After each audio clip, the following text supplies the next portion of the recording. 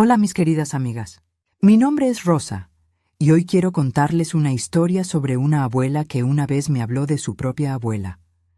Una historia que cambió para siempre la manera en que veo el amor, la fuerza y la familia. Toqué la puerta con las yemas de los dedos, como quien tiene miedo de despertar un recuerdo. Era una casa en Portland, Oregón, con las tablas del porche algo crujientes por la lluvia de la noche anterior y una maceta de geranios todavía con gotas en los pétalos. Ella abrió despacio, me miró y por un momento no reconoció mi cara.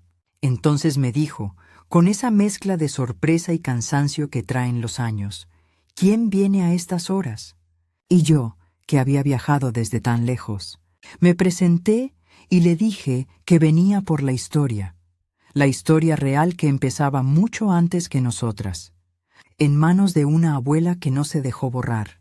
Su nombre era Amalia, pero todas la llamaban la abuela de la colcha, porque nunca la vi sin una manta sobre las rodillas. Sus manos eran mapas de puntadas, callos, cicatrices pequeñas, la huella de tanto coser y tanto dar. Me hizo pasar y en la mesa, sobre una servilleta con bordes amarillentos, había un frasco de vidrio, un frasco Mason lleno de monedas de $1 y centavos, junto a unas perlas que apenas brillaban, como si quisieran recordar su antiguo esplendor. El olor a café recién hecho llenaba la sala. Era un olor que me llevó directamente a la cocina de mi propia abuela, a las mañanas de pan tostado y promesas susurradas. Ella me lo contó todo una tarde de octubre del 1998, dijo Amalia mientras me servía café. Se sentó con su taza, me pasó un paquetito envuelto en papel de estraza y me dijo, «Nunca confíes en la prisa de la gente. La prisa pierde nombres». Sus ojos se clavaron en mí, y por un segundo entendí que lo que venía no era solo un cuento, sino un legado que pesaba como una carta sellada. Mi corazón se apretó. ¿Cómo no me había llegado antes esa historia? Tal vez por la distancia, tal vez por vergüenza, tal vez porque las historias de las abuelas se guardan como las semillas en un frasco que solo se abre cuando el frío aprieta y ya no hay más que cuidar. Amalia habló despacio. Cada palabra era una puntada que iba formando un tapiz. La abuela de la que hablaba se llamaba Carmen. Nació un 3 de septiembre de 1908 en un pueblo de México que apenas recuerdo que mencionó, Monte Escobedo, quizá, y emigró a Oregón en 1946 con las manos vacías, pero con una habilidad para coser que la salvó. Se instaló en una casita hecha a brochazos, con techo de tejas y una chimenea que crujía como si contara cuentos por las noches. Ahí tejió su vida, y con ella un oficio que la sostenía. Reparaba ropa, hacía mantas, remendaba sueños rotos. Carmen no tenía a nadie que la reclamara por la sangre. Tenía vecinos, tenía clientas, tenía a las mujeres de la parroquia que le llevaban pan los domingos. Y tenía, sobre todo, su colcha, una colcha hecha de retazos que venía siendo cosida desde 1952 y que, según Amalia, guardaba dentro un sobre con una promesa escrita a mano. La colcha era su documento, su archivo íntimo. «Esa colcha valía más que cualquier casa», murmuró Amalia. «Esos retazos tenían nombres. Me contó cómo, en los años en que los nietos crecían y la ciudad cambiaba, la vista de Carmen empezó a fallarle y sus manos a temblar un poco más. Entonces, la familia que vivía aquí, esos parientes que aparecieron tarde y con prisa, empezó a hablar en voz baja. «No podemos seguir cuidándola», dijeron. «Nos consume recursos. Tiene que estar en un lugar adecuado». ¿Les suena familiar? ¿No es esa la misma frase que muchas de nosotras hemos oído, escondida entre papeles y excusas? La abuela Carmen escuchó todo eso sin quejarse.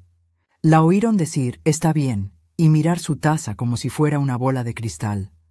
Pero por dentro, mi abuela, la que estaba contándome, me dijo que Carmen no estaba dispuesta a que la definieran por la prisa de otros.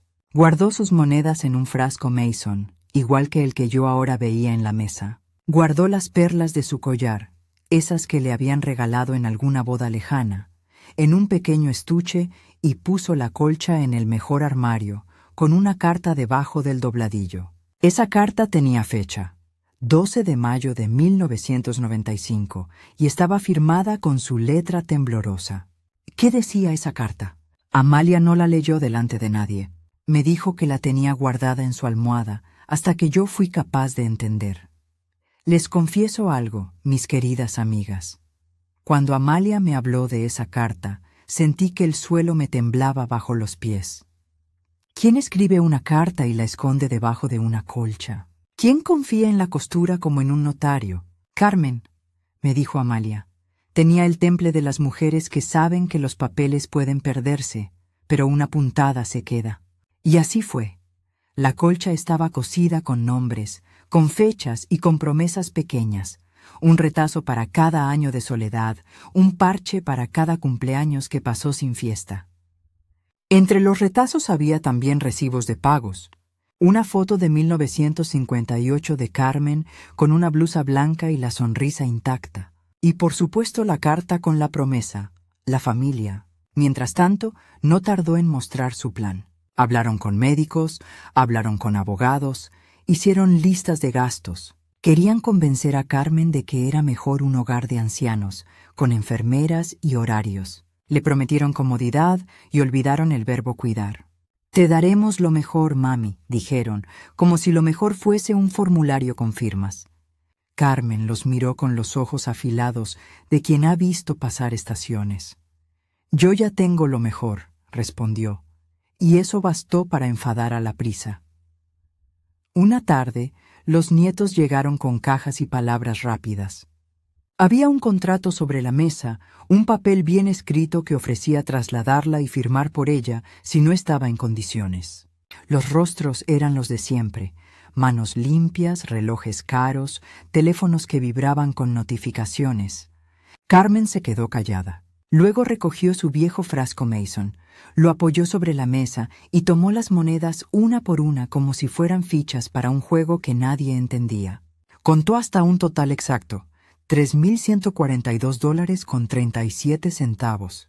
«Con esto me mantengo», dijo, «y si me sobra, lo doy a quien no me dejó». La historia ya olía a traición, a esas que se deshilachan con el tiempo. Amalia me contó eso y su voz se quebró. Me mostró el frasco Mason que tenía en su casa, y era el mismo tipo de frasco, con la tapa borrosa por el uso y la etiqueta que una vez tuvo Marmalade. Me dijo, «Mi abuela no se fue a ninguna parte sin su frasco», y me enseñó un trozo de la colcha, un retazo con una letra pequeña y legible, que decía «Para quienes cosen en la oscuridad». ¿Quiénes cosen en la oscuridad? Pregunté, y ella me contó que eran las mujeres del barrio, las que siempre llegaban a su puerta con ropa rota, con manos sucias, con historias que no cabían en la lengua de los hombres. La cosa no quedó solo en palabras. Hubo una reunión familiar en la casa, donde los parientes discutieron en voz alta la logística.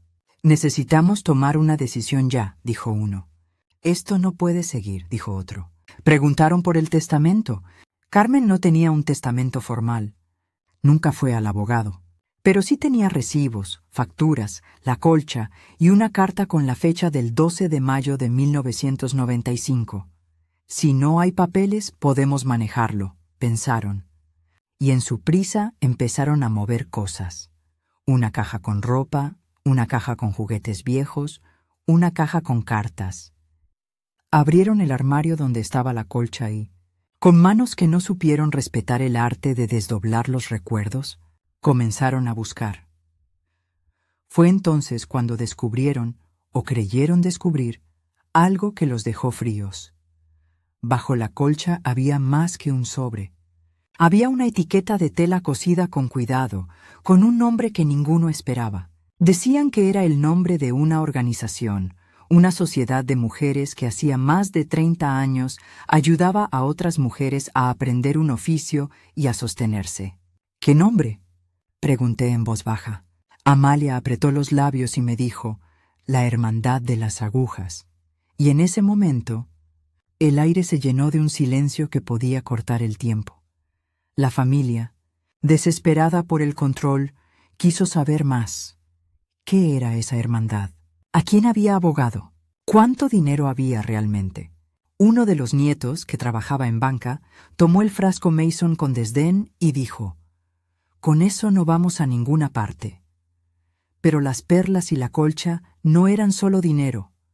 Eran contratos morales. Carmen, sin firmas notariadas, había tejido una red invisible. Promesas que no estaban en papel, pero sí en costuras y en la memoria de las mujeres que recibían ayuda.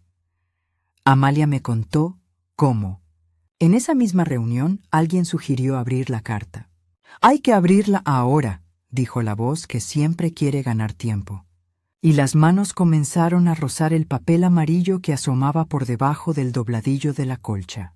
Fue entonces cuando Carmen, con un movimiento que nadie esperaba, se levantó, caminó hacia la mesa con paso firme y dijo: «Si van a leer mis cosas, háganlo con respeto». Los nietos se miraron, incómodos. Los relojes de pulsera parecían marcar un ritmo distinto al de la vieja cocina. Las promesas que no están en tinta pueden ser más fuertes que las que sí. Amalia se llevó la mano al pecho y me dijo que, aquella tarde, Carmen reveló algo más. No fue en gritos ni en peleas. Fue en un acto tan simple que dolió. Abrió su estuche de perlas. Las dejó caer sobre la mesa como si fueran lluvia y dijo: «Estas no son para ustedes». Los nietos rieron con esa risa que no quiere admitir la culpa, pero los vecinos que escuchaban por la ventana se quedaron en silencio. La abuela Carmen explicó que las perlas no eran joyas para lucir, sino la garantía de un trabajo. Con ellas se compraron las primeras telas con las que enseñó a las mujeres del barrio a coser. Si alguien se las quería llevar, que supieran que se las llevaba también la responsabilidad.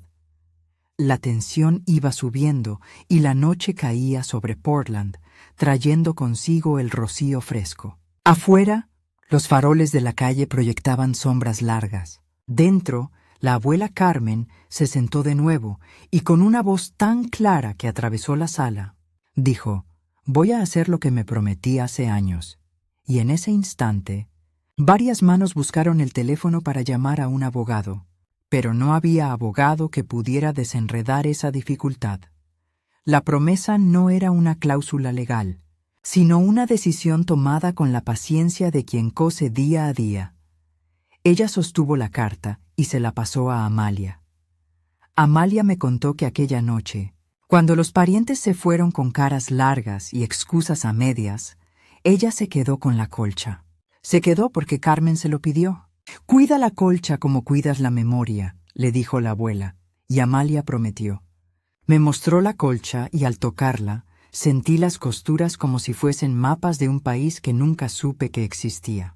En cada retazo había una historia, una lágrima cosida en 1973, una risa guardada en 1984, un recibo de 1961 pegado con una puntada que decía «Pago de telas». Había nombres escritos a lápiz en algunos retazos: María, Tomasa, Lidia, y junto a esos nombres, pequeñas notas. Costura gratis, marzo de 1979. Amalia me contó con la voz baja que no todo el mundo entiende la fuerza de una colcha. Para muchas de nosotras, dijo, la colcha es un banco que no pide intereses. Y pensé en las muchas abuelas que han usado su sabiduría para tejer redes invisibles. Pensé en mi propia vida, en esos sobres que nunca abrí y en las promesas que guardé en un cajón. La historia se iba espesando. Carmen, al día siguiente, decidió poner en claro su voluntad, no frente a un notario, pero sí frente a la gente que la conocía. Ella hizo una lista con fechas y nombres y la guardó bajo la colcha. No era un testamento formal, sí era un testamento moral. Anotó que, si ella se iba, la colcha debía quedar con la Hermandad de las Agujas, que recibiría las perlas para comprar tela y que el frasco Mason sería el fondo inicial para el taller de costura. Dejó, además, una carta para la familia. Si alguno de ustedes necesita algo, me lo pide con respeto. Pero no quiero que la prisa sustituya el cariño. Todo eso fue tejido con la calma de una mujer que había vivido 100 inviernos por dentro. Y aún así, los parientes siguieron con su plan. Buscaron médicos que firmaran evaluaciones, hablaron de traslados, de cambiar cerraduras. Pero Carmen, astuta, conocía a la prisa. La había visto desfilar con zapatos nuevos mucho antes de que llegara a su puerta. Así que preparó algo más. Un documento que no necesitaba un sello oficial, porque estaba atado a la memoria colectiva. Ella organizó a las mujeres del barrio, les pidió que fueran testigos, que firmaran con su letra en un papel que decía: «Nosotras, las que hemos recibido costura y consejo, declaramos que la colcha y sus bienes deben ser administrados por la Hermandad de las Agujas». Un gesto sencillo, pero poderoso. La comunidad firmando como notario moral. La comunidad puede ser un testamento más fuerte que la soledad. Cuando Amalia me contó esto, sostuve la taza de café hasta que se enfrió. Le pedí que me enseñara la carta que Carmen había escondido. Me miró y dijo que no era momento todavía. «Veniste por una razón», me dijo, «pero hay partes que se deben abrir con cuidado». Yo entendí. Algunas verdades necesitan el tiempo de la costura para no deshilacharse. Le prometí paciencia, aunque la curiosidad me latía en las uñas. Y allí quedamos, con el reloj marcando las 11 y la lluvia volviendo a comenzar fuera. La abuela Amalia me contó que, en la primera semana después de la pelea, la familia volvió con abogados y con palabras más solemnes.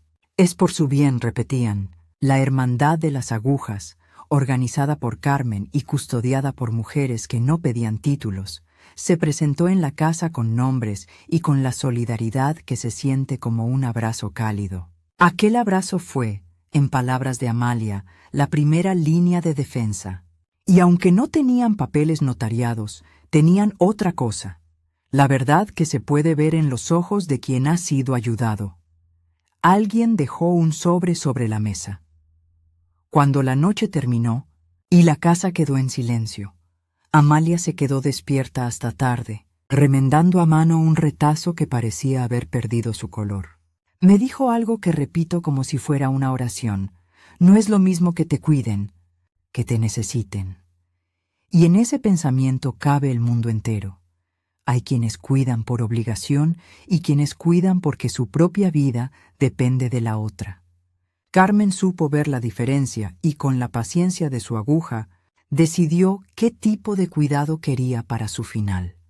Antes de que me fuera, Amalia me dejó ver una cosa más, una pequeña libreta donde había anotado fechas: 11 de junio de 1996, 4 de agosto de 1997, 20 de marzo de 1998, y al lado de cada fecha un nombre y una cantidad. Había números concretos: $150 por telas para la señora Tomasa en 1996, $75 para comprar botones en 1997, $200 para la compra de una máquina de coser en marzo de 1998. Todo eso tenía un registro, un método. Carmen no dejó que la caridad fuera improvisación. La organizó como quien acomoda retazos para fortalecer un lienzo. Y justo cuando pensé que la historia era ya clara, Amalia me dijo que había algo más.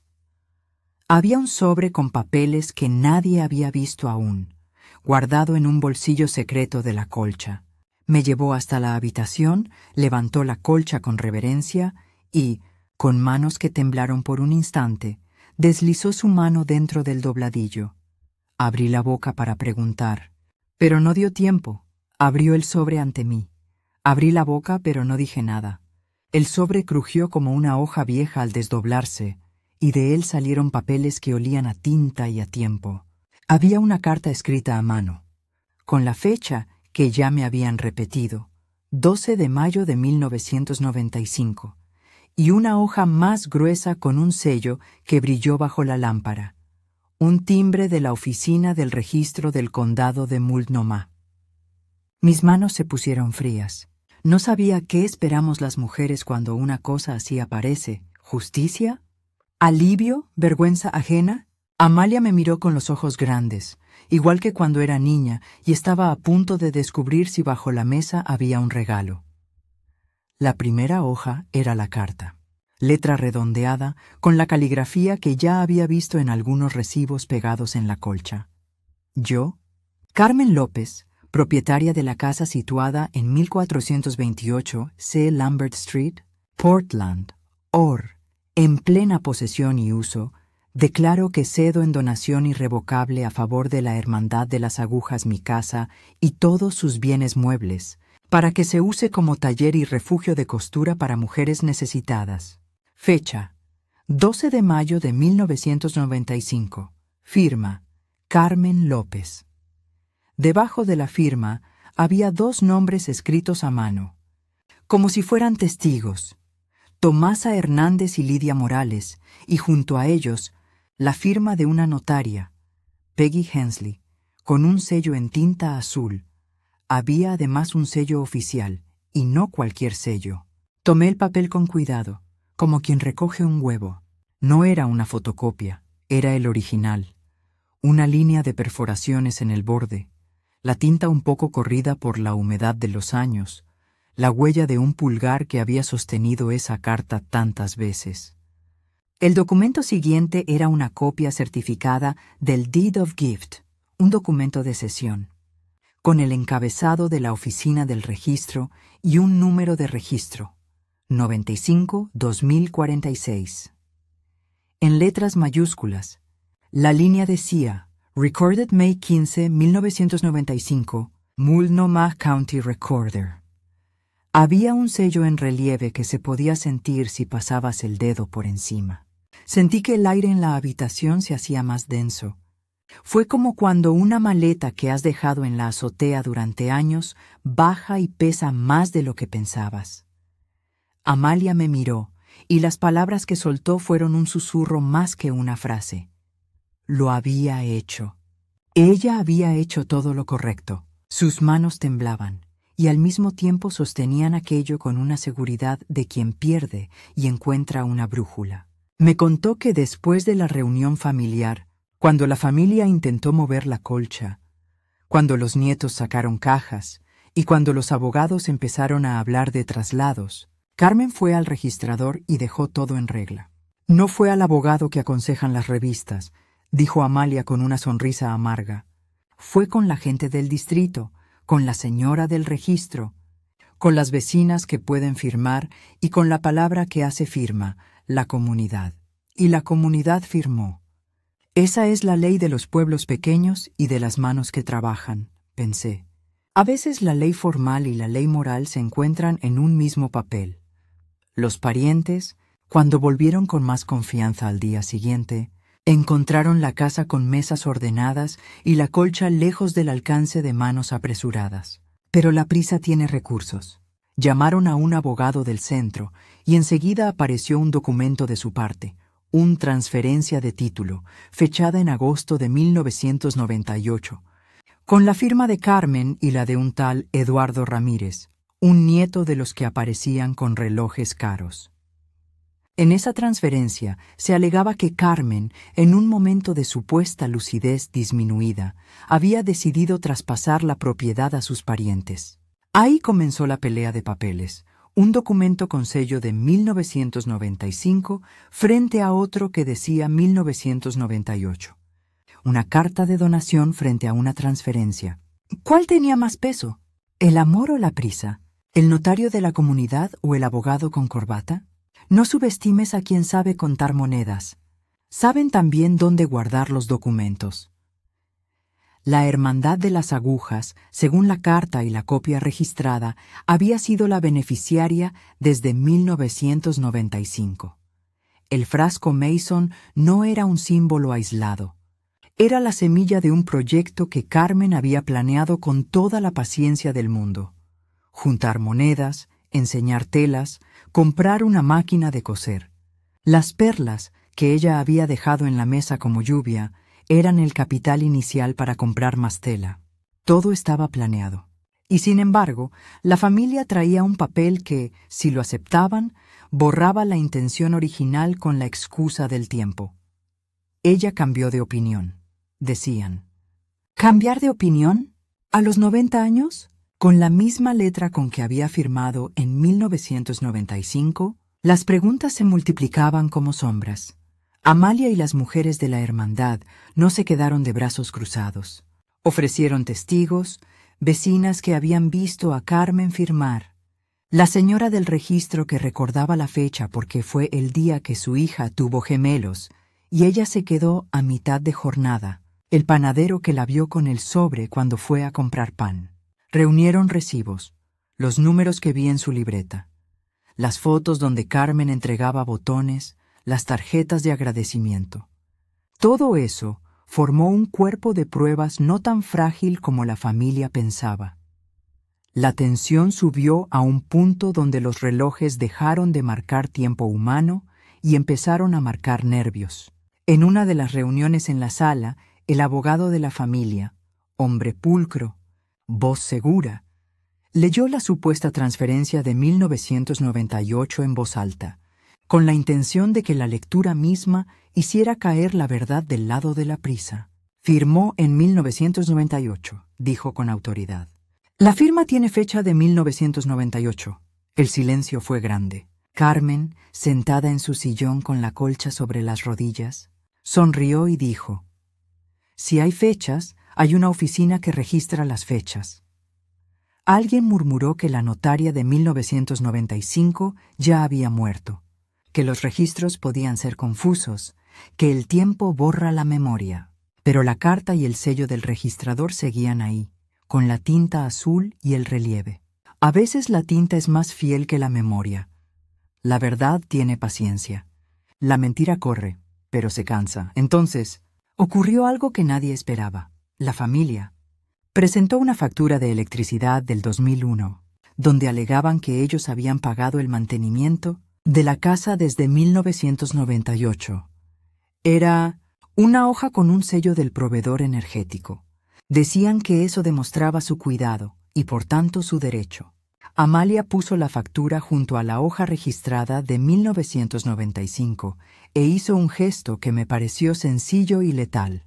Colocó ambas sobre la colcha y dijo: «Miren cómo se leen juntas».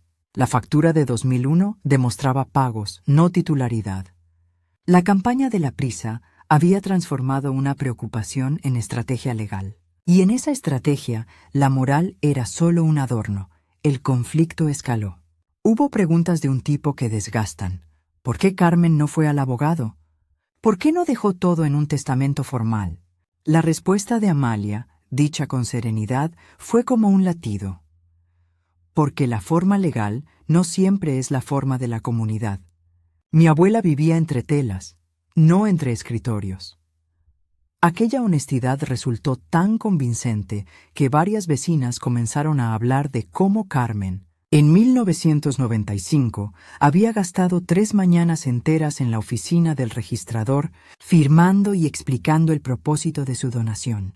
Y una de esas vecinas, la señora Méndez, se ofreció a ir personalmente a la oficina para revisar los registros públicos. La señora Méndez regresó con la carpeta en la mano. Cuando Méndez volvió, trajo una carpeta con una fotocopia certificada y unas páginas sueltas que eran el razonamiento de la oficina del registro.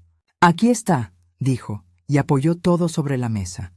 Era el registro 95-2046, exactamente como lo mostraba la carta, con el timbre del 15 de mayo de 1995 y la nota manuscrita del oficial que hizo la anotación: «Donation recorded per Mes C. López.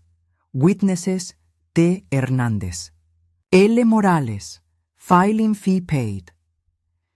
En la esquina había un sello que decía «Original copy on file». Cuando la vi, sentí una mezcla de alivio y miedo. Alivio porque la prueba estaba ahí. Miedo porque las cosas que cambian la vida no siempre lo hacen de forma paulatina y amable. A veces estallan. La familia, sin embargo, no se rindió. Presentaron a su perito en grafología, un hombre que olía a colonia y que habló de maneras y ángulos de la firma. Y en su informe afirmó que la firma de 1998 no correspondía exactamente con la de 1995, que había variaciones que podían deberse a la edad. Para ellos, esa fue la llave. La edad cambia las letras. Para la hermandad, la diferencia era irrelevante. La intención permanece. De cualquier manera, el caso se volvió una guerra de expertos, donde la pasión se mide en tinta por minuto. Yo me sentía pequeña entre tanto papel. Recordé las cosas que mi abuela me enseñó. Que la verdad puede ser terciada en muchos jurados, pero que el olor de una casa no miente. La casa de Carmen olía a historia. La colcha guardaba recibos. La libreta mostraba números exactos. $3,142.37, los mismos que Carmen contó una noche referida en la primera parte, que en cifras decían mucho. Hice la suma mentalmente, con cuidado. $3,142.37. Lo desglosé en mi cabeza. $3,000, plus $100, plus $40. Plus $2, plus 0.37 centavos. Sonaba como poco frente al valor sentimental, pero era una semilla con intención. Una moneda en el frasco no es tacañería, es plan. Los días siguientes fueron un remolino de reuniones, llamados y llantos. Hubo momentos de belleza que parecían pequeños milagros. La señora del registro vino personalmente con su silla de ruedas para declarar lo que recordaba. La costurera de la iglesia trajo una caja con las primeras piezas que Carmen había enseñado a hacer. Una niña del barrio dijo con voz temblorosa que su madre había aprendido a coser gracias a la abuela de la colcha. Esos testimonios, simples como costuras, se fueron acumulando como puntadas que reforzaban una tela ya gastada por el uso. Pero la familia también intensificó su ofensiva. Presentaron una demanda provisional para tener acceso a la casa mientras el asunto se resolvía en tribunales. Querían, dijeron, asegurarse de que la propiedad no se deteriore. La palabra cuidar se volvió de nuevo excusa. Carmen, sin embargo, no se amedrentó. «Si vamos a pelear por mi casa», dijo una tarde, «vamos a pelear con la verdad». Y con esa simple frase pidió que se hiciera algo que nadie esperaba, que se revisaran los registros bancarios. ¿Por qué? Porque ella recordaba haber depositado en 1995 una suma en una cuenta comunal creada bajo el nombre de la Hermandad de las Agujas en un pequeño crédito cooperativo del barrio, la Community Sewing Credit Union. Nadie creyó que un banco tan pequeño tuviera archivos tan ordenados, pero la memoria de Carmen era precisa. Ella llevaba el registro en su libreta. El nombre de la cooperativa apareció en un recibo. Fui con Amalia a esa cooperativa. No fue fácil. Pasillos estrechos, un cartel de madera gastado, el timbre que sonaba como si dijera «Aquí hay gente honesta». La encargada nos recibió con una sonrisa triste y después de buscar en archivos polvorientos, nos mostró un extracto de cuenta. Hermandad de las Agujas, account 5278, opened May 20th, 1995. Initial deposit, $200. Subsequent deposits, $150 on 11/06/1996. $75 on 08/04/1997, $200 on 03/20/1998. Leí las fechas en voz alta y sentí que era como leer la vida de una mujer en números. Las cantidades coincidían con las notas de la libreta que Amalia me había mostrado antes. Había una línea clara. Carmen no solo había donado la casa, sino que había creado una entidad con respaldo económico. La familia, al enterarse de la cuenta, quiso investigarla por todos los medios. Alegaron que la cuenta no estaba registrada legalmente como una organización sin fines de lucro y que, por tanto, no podía recibir un inmueble. La discusión se transformó en tecnicismos, formas, códigos, requisitos que parecían diseñados para confundir a cualquiera menos a un abogado. Pero la verdad, de nuevo, tenía un lado más humano. La cooperativa emitió un documento donde confirmaba que la cuenta existía y que la intención de Carmen había sido clara desde el inicio. Fondos para entrenamiento y sostén. Eso cambió las tornas. El documento del banco, firmado por la gerente en aquel entonces, Ana Ruiz, fue una luz en el archivo. Dinero con propósito es memoria con futuro. La pelea llegó a la Corte de Conciliación del Condado. Ahí, bajo la mirada impersonal de una sala con sillas de metal y un retrato de un juez que parecía dormir, las partes presentaron sus papeles. La abuela Carmen, con la colcha sobre las rodillas, se apoyó en Amalia y escuchó cada palabra con esa atención que solo tiene quien ha hecho de la paciencia una disciplina. La hermandad presentó la carta de 1995, la copia registrada, el extracto de cuenta, los testigos y la libreta con anotaciones. La familia presentó la transferencia de 1998 y el informe del perito en grafología. Parecía una partida de ajedrez entre buena fe y prisa.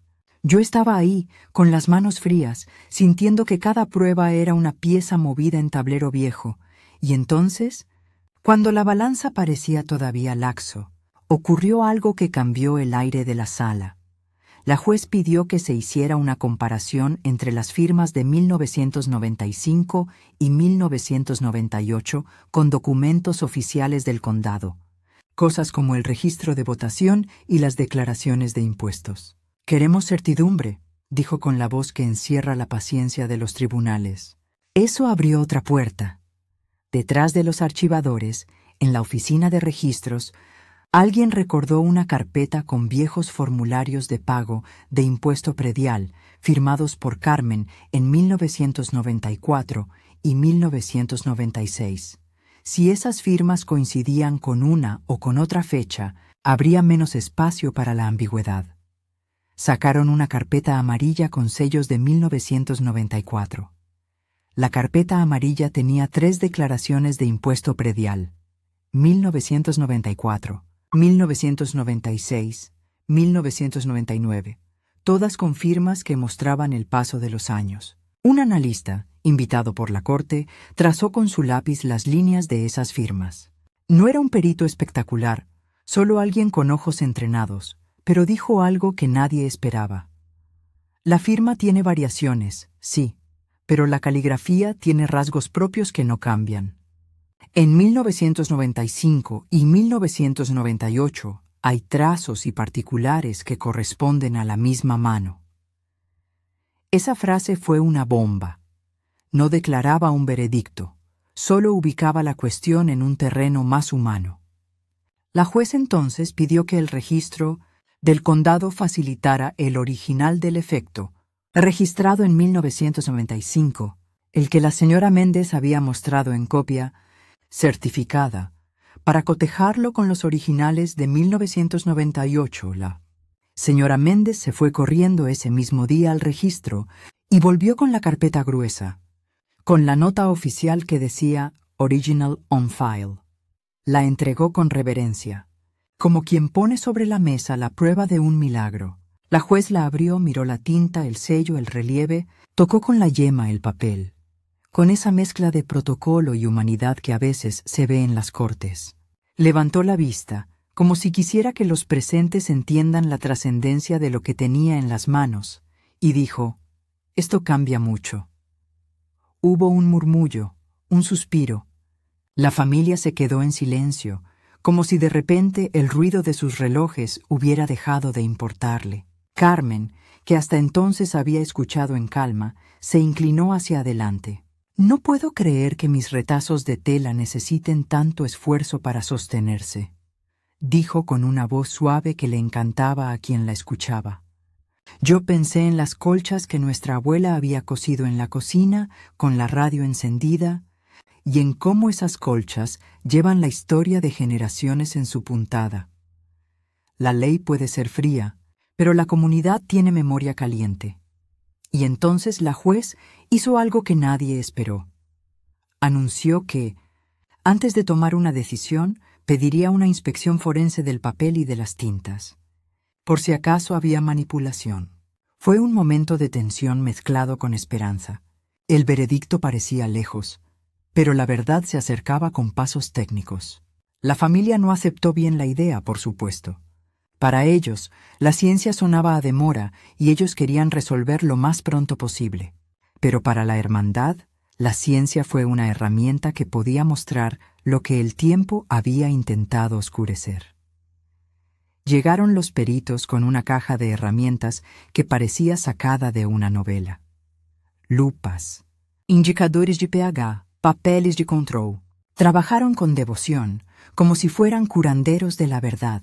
Revisaron el sello del registro, la presión en el timbre, la química de la tinta. Podían decir si una tinta era moderna o de aquella época, si un sello era impreso recientemente o si había sido copiado. Era la comprobación que, en cierto modo, esperaba la justicia. No iba a dictaminar por sentimiento, sino por evidencia. El perito estrechó los ojos ante la lupa. La espera de los resultados fue un periodo donde cada minuto parecía hacerse largo como una tela que se estira. Carmen volvió a coser, con las manos ahora más calmadas. Amalia se quedó al lado con la libreta. La hermandad repartía café y galletas para mantener la moral. Los nietos andaban inquietos por la casa, miraban el reloj, llamaban a alguien en la ciudad. El clima en Portland se sentía como si todo el cielo fuera una gran colcha gris, esperando la puntada final. Finalmente, el informe pericial llegó a la corte en una carpeta. La juez lo abrió con solemnidad, leyó algunas líneas y nos pidió a todos que guardáramos silencio. El análisis de la tinta y del sello demuestra que el documento, registrado en mayo de 1995, corresponde a tinta de esa época y el sello es auténtico del registro, pronunció con la claridad de quien entrega. Luz en un cuarto oscuro. La firma, aunque con variaciones asociadas a la edad, presenta características consistentes. El perito concluye que el documento de 1995 es auténtico. La sala estalló en un susurro que fue, al principio, incredulidad y luego alegría contenida. La familia palideció. Sus papeles, que hasta entonces les habían dado seguridad, se veían ahora como colecciones de excusas. El abogado bajó la cabeza. Un nieto se frotó los ojos. Fue un momento donde las tablas del porche de la casa de Carmen parecieron vibrar desde lejos, como si la colcha misma sintiera la puntada de la verdad. Pero aquí vino el golpe final, y con él el verdadero clímax que no solo aclaraba propiedad, sino que revelaba una verdad más profunda sobre Carmen. En la carpeta del registro había, además del deed y de la carta, una hoja que nadie había mirado hasta entonces. Una declaración de intenciones manuscrita por Carmen, donde explicaba por qué dejaba la casa a la hermandad. No era un documento legal, decía ella, sino una explicación de su corazón. En esa hoja, fechada también el 12 de mayo de 1995, Carmen relataba algo que nadie en la familia había sabido y que cambió la manera de ver su pasado. La declaración decía, en letras que temblaban pero eran claras: cuando vine a este país no traje otra cosa que mis manos. Con mis manos pedí pan, con mis manos cosí para los que no tenían, con mis manos guardé monedas en un frasco. He visto a mujeres llegar sin nombre, sin trabajo, con hambre de oficio. No quiero que mi casa sea un botín. Quiero que sea un taller donde las agujas den trabajo a quien lo necesita. Si mis parientes creen que la prisa vale más que la memoria, que lo demuestren. Pero yo dejo mi casa a quienes la harán útil. Quien quiera mi casa, que la cuide con respeto. Carmen. La sala quedó en absoluto silencio. Fue en ese momento, cuando la voz de Carmen, por medio de su papel, llenó la sala, que la abuela dejó de ser solo una propietaria y se convirtió en una decisión. La verdad no solo hablaba de títulos, hablaba de intención, de por qué una mujer cosía y guardaba perlas en un estuche. Era la confesión de una vida dedicada a sostener a otras manos. Y la familia, que había creído poder negociar con la prisa, tuvo que enfrentarse a la fuerza de una intención que no se compra. La juez, con la carpeta en la mano y la mirada llena, anunció que la decisión que tomaría debía respetar no solo la ley escrita, sino la voluntad demostrada por la evidencia. El ambiente se cargó de tensión y de alivio a partes iguales. Carmen, con la colcha sobre las rodillas, cerró los ojos un instante y dijo: «Ya ven, mis puntadas no fueron en vano». Amalia me apretó la mano como quien confirma una oración. Y cuando todo parecía que iba a resolverse, un silencio nuevo se formó en la puerta de la sala. Alguien había entrado. Era un hombre con el rostro que conocía la ciudad, con una carpeta en la mano y una expresión que no se podía fingir. Llevaba un reloj antiguo, una camisa con manchas de tinta y una tarjeta que decía Office of the County Clerk. Caminó hacia la juez, depositó una hoja sobre la mesa y dijo con voz firme: «Disculpen, pero hay un nuevo documento que ha salido a la luz esta mañana». La juez frunció el ceño, abrió la hoja y leyó rápido. La hoja era una certificación adicional que nadie esperaba. Y en el último momento, cuando pensábamos que la verdad había encontrado su rumbo, apareció algo que hacía que el aire se volviera denso otra vez.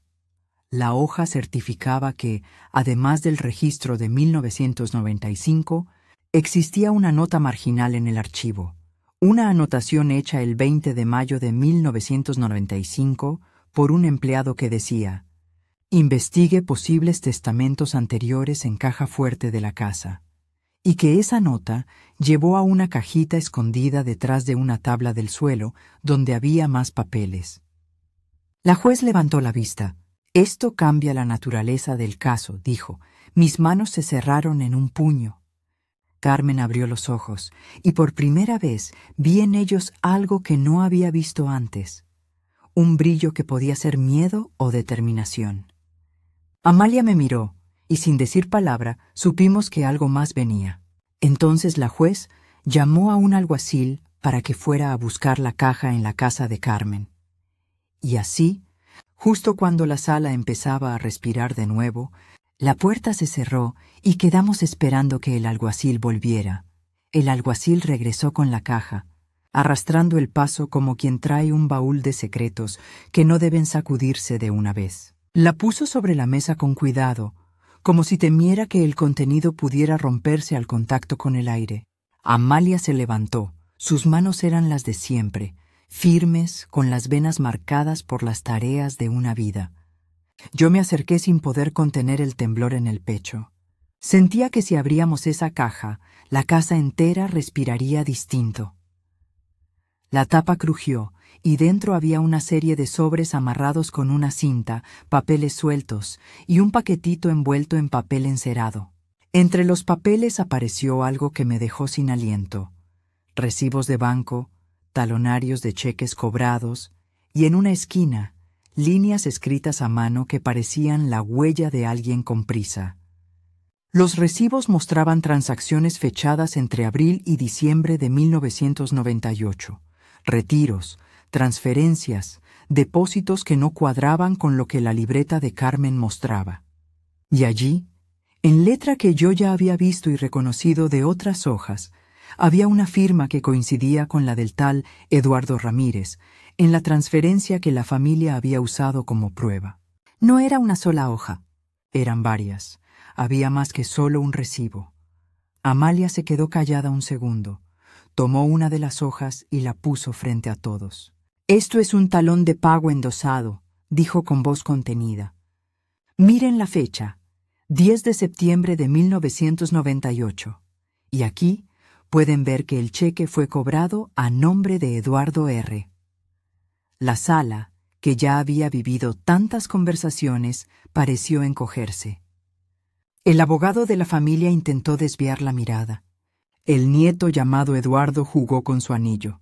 Y Carmen apretó la colcha contra su pecho, como si quisiera asegurarse de que aquella tela no fuera arrancada nunca. El Alguacil nos explicó que la nota marginal del registro había sido seguida por una búsqueda en la casa y la caja contenía todo lo que algún empleado había señalado.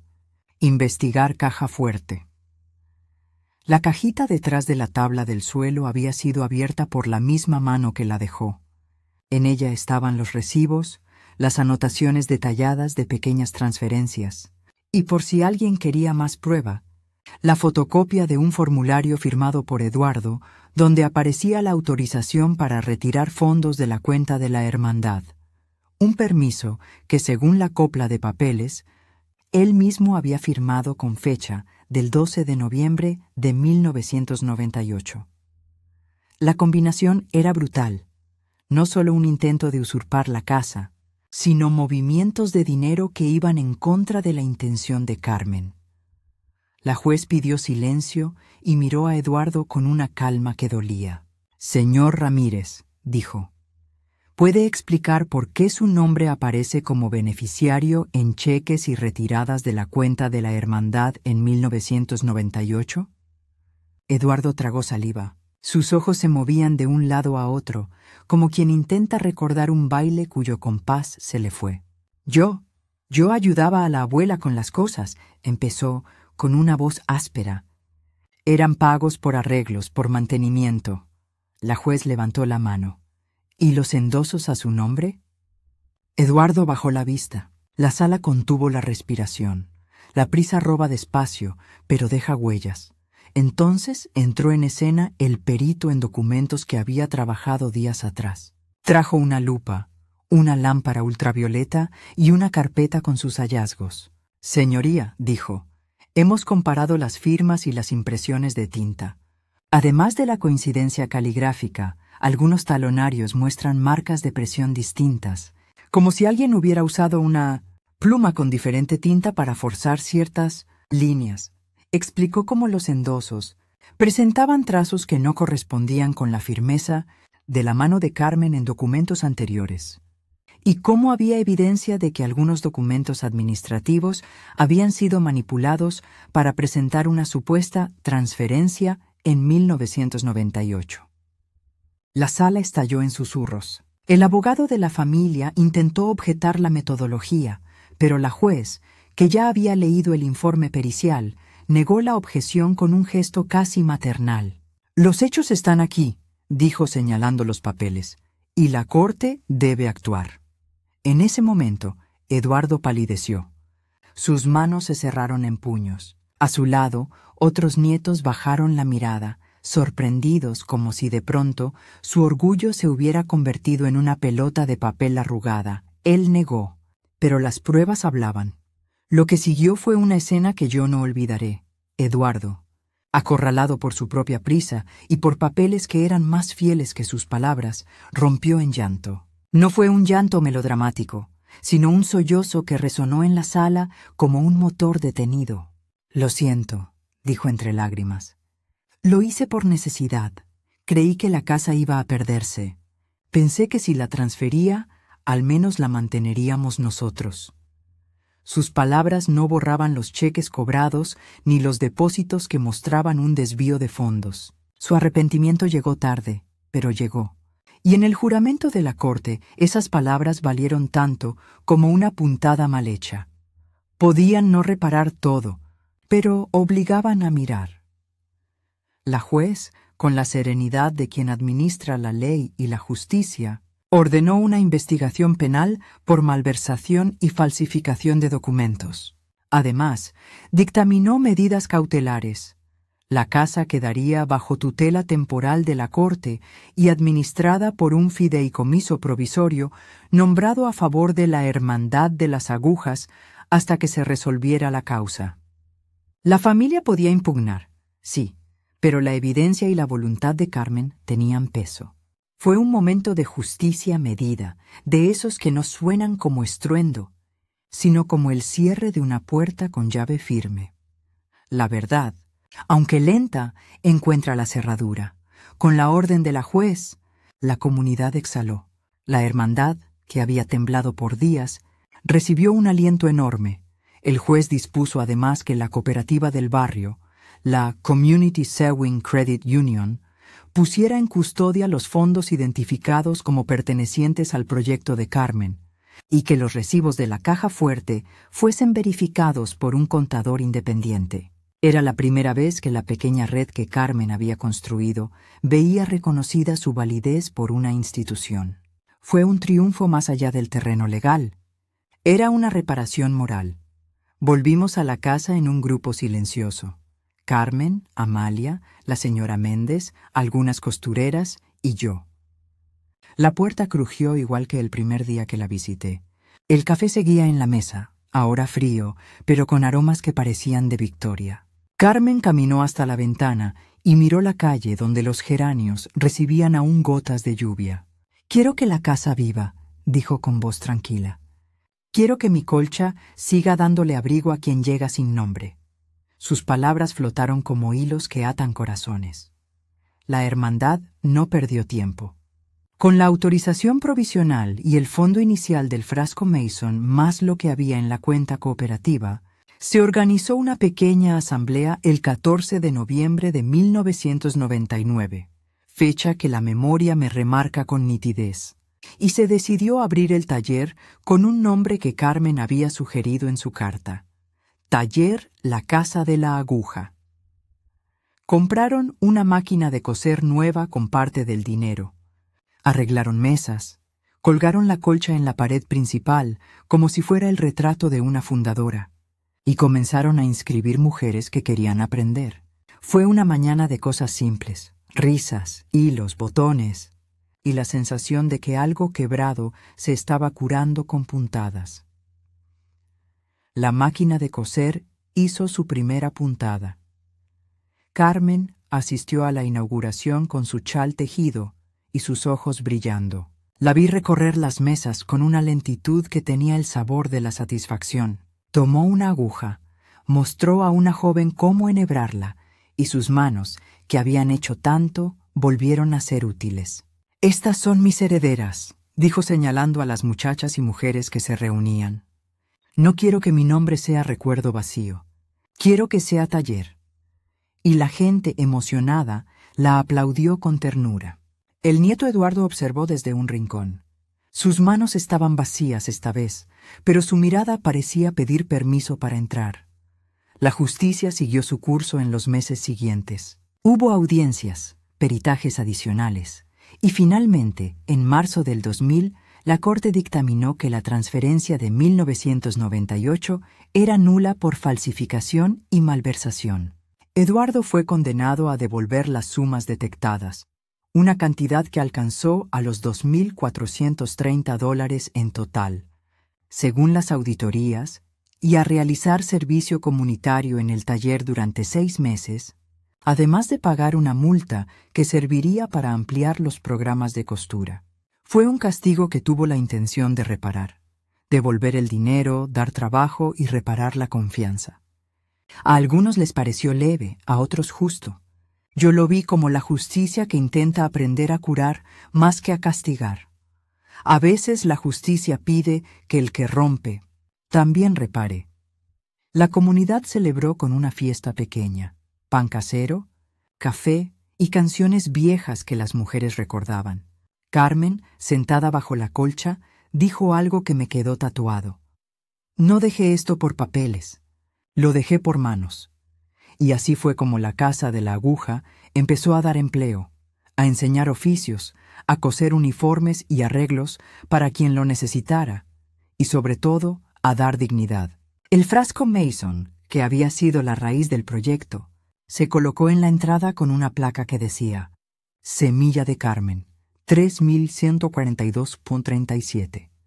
Cada moneda que entraba allí era una promesa de continuidad.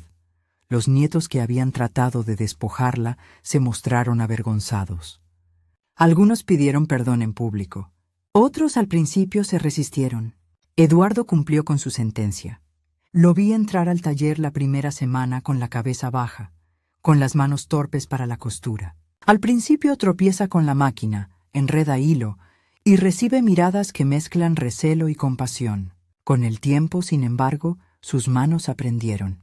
Aprendió a enhebrar, a recoser un dobladillo y lo más importante, aprendió a escuchar. A los 6 meses, cuando finalizó su servicio, dio una carta pública donde pedía perdón y ofrecía su ayuda para lo que hiciera falta. No todos aceptaron su disculpa de inmediato, pero la costura puede ser una oración que reeduca. Él cosió su primera remienda para la comunidad. Carmen vivió lo suficiente para ver el taller en marcha. Los ojos se le llenaron de lágrimas en la inauguración oficial. Fue el 2 de diciembre de 1999, y dijo, con la voz temblorosa y firme, «Gracias a quien me entendió». Aquella frase no solo cerraba un capítulo, lo abría a otros. Pocos meses después, en abril del 2000, Carmen murió en su cama, rodeada de las mujeres que la querían.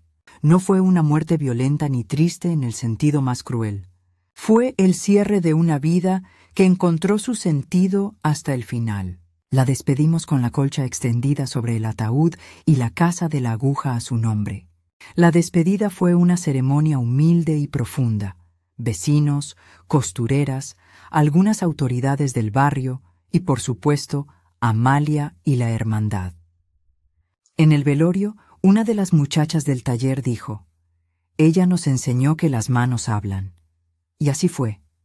La casa que ella legó se convirtió en refugio y en lugar de trabajo. La familia que quiso apropiarse tuvo que ver cómo su intento quedaba reducido a aprendizaje y reparación. El nieto que fue el principal antagonista, Eduardo, asistió a la ceremonia con una corona sencilla y una carta que leyó con voz entrecortada. Pidió perdón y prometió apoyar el taller por el resto de su vida. No podemos saber si esa promesa duró toda una vida, pero en ese momento la comunidad la aceptó como el primer paso hacia la sanación. El perdón no borra el daño, pero puede sembrar algo nuevo. Años después, la casa de la aguja sigue latente en la memoria del barrio. Las máquinas siguieron cosiendo, mantas, vestidos, arreglos para la iglesia y uniformes para la escuela. Las mujeres que aprendieron allí se volvieron maestras. Algunas abrieron pequeños talleres en sus casas, otras emprendieron ventas que ayudaron a sostener a familias. El frasco Mason se volvió un símbolo. No era la riqueza lo que importaba, sino la forma en que se administraba con corazón y con transparencia.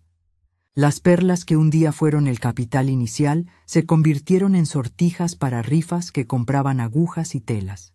Y la colcha, esa que fuera centro de la controversia, colgó siempre en la pared principal con una placa que recordaba la fecha del 12 de mayo de 1995, cuando Carmen dejó todo en orden. Reflexiono, amigas mías, sobre lo que aprendimos de todo esto. Aprendemos que las leyes pueden proteger la voluntad cuando hay quien las respalda, pero también que la solidaridad de un barrio y la memoria de las pequeñas acciones sostienen el alma de las comunidades. Aprendemos que la prisa, esa que llega con excusas y papeles relucientes, puede ser vencida por la constancia de quien guarda monedas en un frasco Mason. Y aprendemos que la dignidad no es un lujo, es el derecho de quien ha trabajado toda la vida. La memoria hecha comunidad vale más que cualquier título. Si esta historia tocó tu corazón, compártela con alguien que valore sus recuerdos familiares. Si conoces a alguien que ha pasado por algo parecido, cuéntale que no está sola y que la comunidad puede ser su mejor testamento. Y si te gustó este relato, suscríbete. Este viejo corazón aún tiene muchas historias que contar, y mis manos todavía guardan algunas puntadas por coser. Gracias por escuchar, mis queridas amigas.